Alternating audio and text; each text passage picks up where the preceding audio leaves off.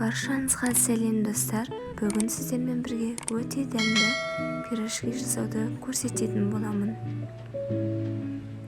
Ең алдымен ыдысымызға 1 стакан су, 1 қасық тұз, 1 қасық қант және 1 жұмыртқа, 1 стакан сүт, 1,5 қасық тұрыш, 2 қасық қаймақ және ұнымызды електен өткізіп, жұмсақ қамыр елейтін боламыз.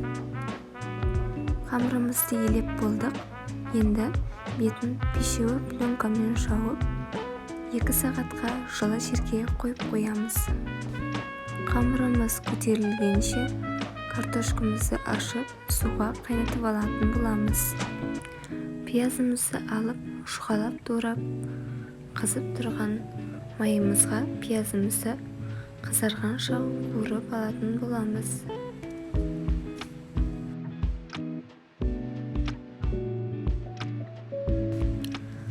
Картошкаларымызды езіп алып, үстінен дайын болған пиязымызды салып, тұз, бұрыш салып, жақсылап араластырып аламыз.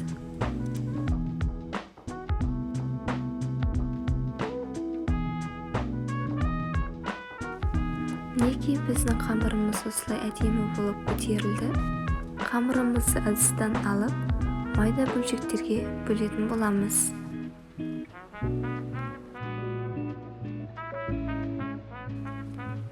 Енді қамырымызды алып, қолымызбен жайып, ішіне картошкамызды салып, түйіп шығатын боламыз.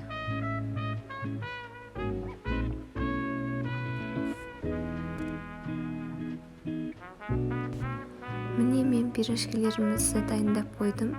Енді қызып тұрған майға пирожкилерімізді жайлап салатын боламыз. Екі жағы қызарып піскенде майымыздан аламыз.